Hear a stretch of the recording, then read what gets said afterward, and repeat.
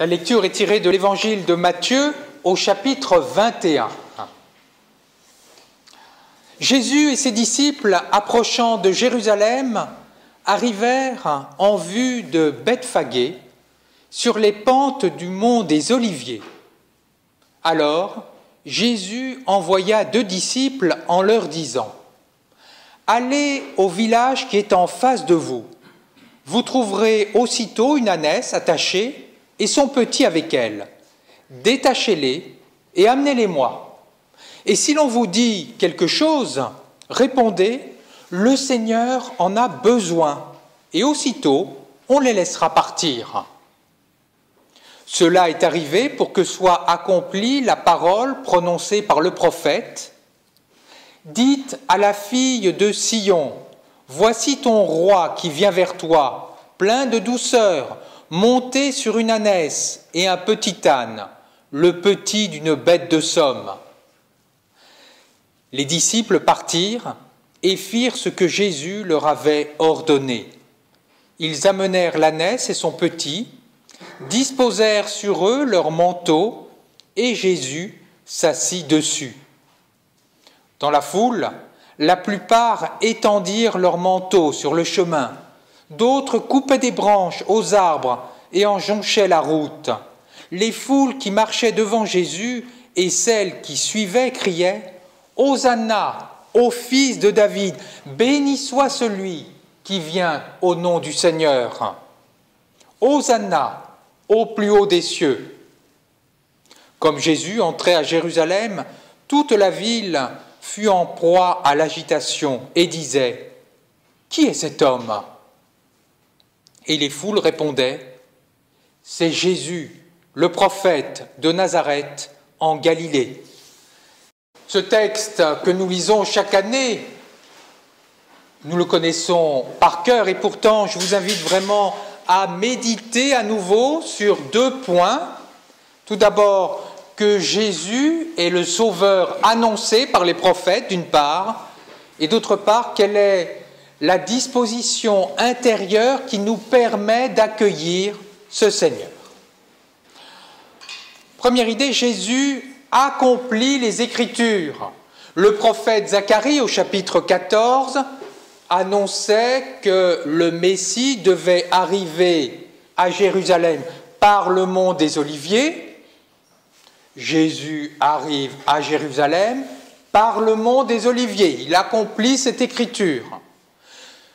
Le roi, le Messie, selon Zacharie, au chapitre 9, devait arriver, monter sur un âne et un ânon. Jésus arrive, monté sur un ânon et une ânesse. Alors j'ouvre une parenthèse, il paraît difficile que Jésus ait pu à la fois monter simultanément la jambe sur un ânon et puis l'autre sur une ânesse. Mais il faut voir le sens que veut nous dire Matthieu. Dans Zacharie, quand on dit que le roi est monté sur un âne et un ânon, le « et », le « v » en hébreu veut dire « c'est-à-dire ». Voilà, il est monté sur un âne, c'est-à-dire un ânon, le petit d'une ânesse. Et Matthieu, qui traduit littéralement Zacharie, veut nous dire que, voilà, regardez, Jésus, il accomplit vraiment la prophétie de Zacharie. C'était une parenthèse. Et troisièmement, une bénédiction de Jacob à Judas, dit à son fils, voilà, un de tes descendants sera roi. C'est dans Genèse au chapitre 49. Un de tes descendants sera roi, un roi vraiment qui dominera la terre, et son ânon sera attaché. Et que fait Jésus ? Il fait détacher l'ânon pour dire qu'il est ce roi, annoncer qu'il est ce descendant de Judas qui doit accomplir cette prophétie. En fait, en Jésus, culminent toutes les prophéties qui annoncent que Jésus est le roi, est le Messie. Jésus, finalement, est la clé qui nous permet de comprendre les Écritures de l'Ancien Testament. Nous devons lire les Écritures de l'Ancien Testament à la lumière de Jésus. Sinon, nous ne sommes pas chrétiens, nous sommes juifs, et c'est très bien. Mais nous, chrétiens, nous interprétons l'Ancien Testament à la lumière de Jésus-Christ. Quel roi annonce les Écritures? Quand un roi venait dans une ville, si vous lisez Jérémie, par exemple, au chapitre 17, le roi est monté sur des chevaux et sur des chars. Pourquoi? Parce qu'il veut impressionner son peuple. C'est normal. On n'imagine pas que notre président de la République vienne dans une petite Twingo. Non, il est dans une belle voiture. C'est la fonction qui veut cela.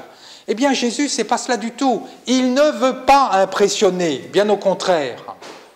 Quand les rois étaient sur des chars, ils voulaient conquérir de nouveaux territoires. Ils étaient guerriers. Jésus, rien de cela.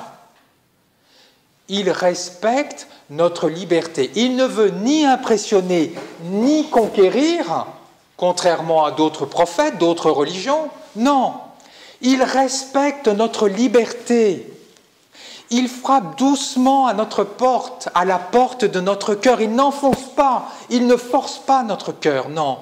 Il frappe doucement et attend librement que nous lui ouvrions la porte. Telle est la personnalité de Jésus, un roi pacifique, un roi humble, un roi qui veut la paix. Et c'est à juste titre que nos frères catholiques, aujourd'hui, à la messe des rameaux, ils ont les mêmes lectures, presque les mêmes lectures. Ils lisent Matthieu, que nous avons lu, le Jésus qui entre à Jérusalem, acclamé par les rameaux, mais juste après, qu'est-ce qu'ils font? Ils lisent tout le récit de la passion de Matthieu. Pourquoi? Et symboliquement, c'est très beau. C'est pour dire, voilà, oui, Jésus est roi, mais il est un roi qui ne va pas prendre les armes de guerre. Il est un roi pacifique qui sera prêt à se laisser prendre, à se laisser crucifier, parce qu'il est un roi qui vient avec des armes spirituelles, mais non pas avec des armes de guerre. Première idée donc, les Écritures promettaient un roi, un Messie humble. Jésus accomplit les Écritures en étant un Messie humble et pauvre. Comment accueillir ce Messie? Comment accueillir Dieu dans notre vie? Eh bien, en imitant Jésus, en imitant l'humilité de Jésus. L'humilité de Jésus, la pauvreté de Jésus n'est pas une vertu qui lui est destinée à lui seul, mais que nous devons mettre en pratique chacun et chacune d'entre nous. Le prophète Sophonie annonçait qu'à la fin des temps, ceux qui seraient choisis par Dieu, ceux qui accueilleraient Dieu, seraient ceux qui seraient humbles. Et je vous lis un extrait de Sophonie au chapitre 3. « Je laisserai chez toi un peuple pauvre, petit. Il prendra pour abri le nom du Seigneur. » L'humilité n'a rien de péjoratif. Aujourd'hui, on pense quelqu'un de humble, c'est quelqu'un qui se laisse marcher sur les pieds, c'est une sorte de paillasson sur lequel tout le monde peut marcher. Pas du tout. L'humilité, c'est pas cela. L'humilité, c'est laisser la place à Dieu dans notre cœur. Si moi, par exemple, je suis suffisant de mes connaissances, en disant, voilà, j'ai une maîtrise en théologie, j'en sais suffisamment, je connais Dieu. Vous allez me rire au nez, j'espère. Parce qu'une maîtrise en théologie ne peut pas enfermer Dieu, ni même un doctorat, ni même 10 doctorats. On n'enferme pas Dieu. On ne peut pas être suffisant de ses connaissances. Si justement nous sommes humbles en disant « mais je ne connais pas Dieu », eh bien il y a une place pour Dieu. Il y a une place pour la connaissance de Dieu. Si je suis suffisant de ce que j'ai, de ce que je possède, de mes relations, de mes biens, il n'y a pas de place pour Dieu. Au contraire, je dois être un éternel insatisfait pour laisser la place à Dieu qui peut combler mon insatisfaction dans le savoir, dans mes relations, dans mes connaissances, dans mes biens. L'humilité, c'est ce qui nous permet de laisser la place à Dieu dans notre cœur. Et c'est ce que font les pèlerins. Vous remarquez, il y a deux catégories de gens dans le passage que nous avons lu de Matthieu. Il y a d'une part les pèlerins qui accompagnent Jésus à Jérusalem, la foule. C'est une foule de pèlerins, c'est ça. Et eux reconnaissent Jésus. Voilà, ils secouent les palmiers, ils chantent le psaume 118, pardon. Ils reconnaissent Jésus comme le Messie, comme le roi. Et puis il y a les Jérusalémites qui, eux, demandent, mais c'est qui celui-là? Voilà, il y a un doute. Et quelle est la différence entre les deux? C'est qu'il y en a, symboliquement, qui restent là où ils sont, qui sont satisfaits de ce qu'ils ont et de ce qu'ils connaissent. Il y a d'autres, les pèlerins, qui, eux, se mettent en route parce qu'ils ne sont pas satisfaits de ce qu'ils ont, de ce qu'ils connaissent de Dieu. Ils vont donc migrer, en quelque sorte, provisoirement, vers Jérusalem. Eh bien, c'est ce que nous sommes invités à faire. Ne pas nous asseoir sur ce que nous avons, ne pas nous asseoir sur ce que nous connaissons, mais au contraire, nous mettre en route, aller vers Dieu avec notre cœur. Être, comme dirait Luther, des mendiants de Dieu. Une des dernières paroles qu'a prononcées Luther, c'est « nous sommes des mendiants de Dieu ». On pourrait dire « nous sommes des pèlerins de Dieu ». Nous ne sommes pas satisfaits de ce que nous avons, de ce que nous connaissons, alors, humblement, nous quémandons vers Dieu. Telle est l'attitude qui nous permet d'accueillir Dieu au plus profond de notre cœur, l'attitude qui nous permet d'accueillir Jérusalem, d'accueillir Jésus, pardon. Je récapitule les deux idées. Tout d'abord, les Écritures promettaient un roi, un Messie humble. Jésus est celui qui accomplit les Écritures. Et deuxièmement, l'attitude qui nous permet d'accueillir Jésus dans notre cœur et d'accueillir Dieu dans notre cœur est l'humilité.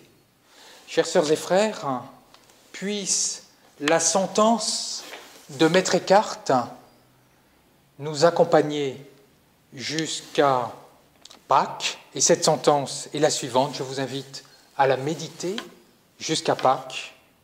Un homme pauvre, un homme humble est celui qui ne sait rien et qui ne possède rien. Amen.